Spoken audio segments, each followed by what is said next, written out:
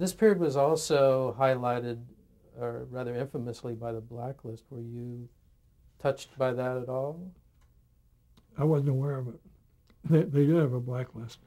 The guy named Johnson, a grocer in upstate New York, carried a lot of weight about that.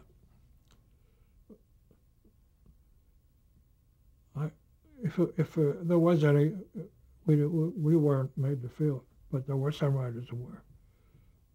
I know some went to Canada and some went to England, worked under different names. So you didn't feel it immediately touched you? Did you see any signs of it impacting television, the very industry you were working in? Well, Martin Berkeley, well, first of all, we formed a union called TWA, Television Writers of America. That didn't look too well with the airline.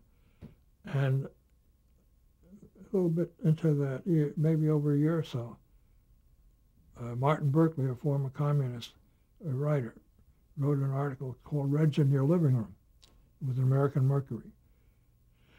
And he mentioned 2 or 3 names who had been communist sympathizers. Well, most everyone else in the group had nothing to do with communism.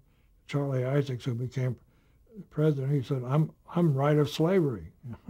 So it did hurt us there, I think, but only because of a group, that there was a fellow named Dick Powell, not the actor.